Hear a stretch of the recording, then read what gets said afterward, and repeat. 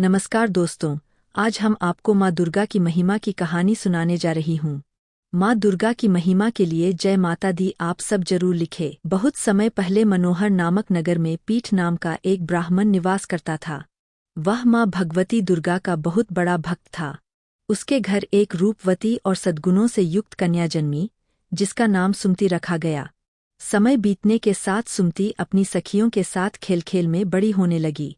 उसकी बढ़ती उम्र को देखकर लोग कहते, यह तो मानो चांद की कलियों की तरह खिल रही है। ब्राह्मण प्रतिदिन देवी दुर्गा की पूजा और हवन करते थे। उनकी पुत्री सुमति भी प्रायः उनके साथ पूजा में सम्मिलित रहती थी। किंतु एक दिन खेल के मोह में वह पूजा में सम्मिलित नहीं हो सकी।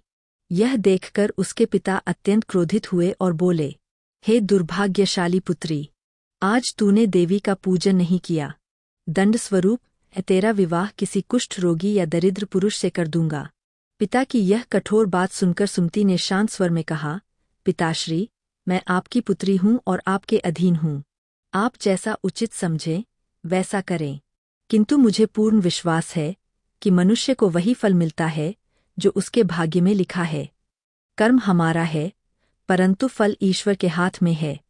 क्रोध में अंधे ब्राह्मण ने सचमुच अपनी पुत्री का विवाह एक कुष्ठ रोगी से कर दिया और कटु वचन कहकर उसे घर से विदा कर दिया।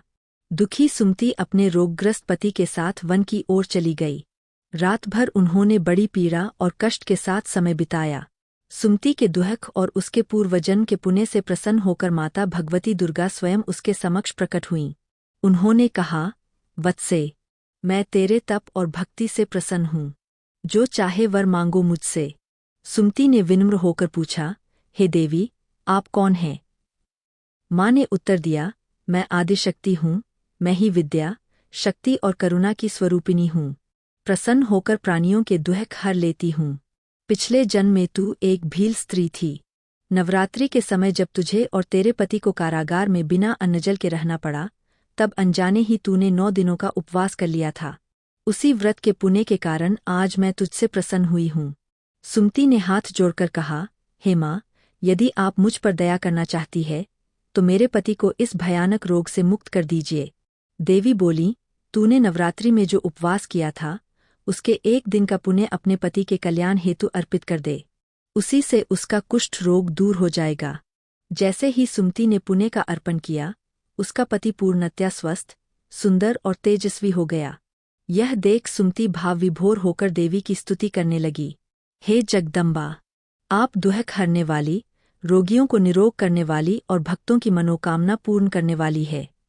आपने आज मेरा और मेरे पति का उद्धार किया है। सुमति की प्रार्थना सुनकर देवी और प्रसन्न हुईं।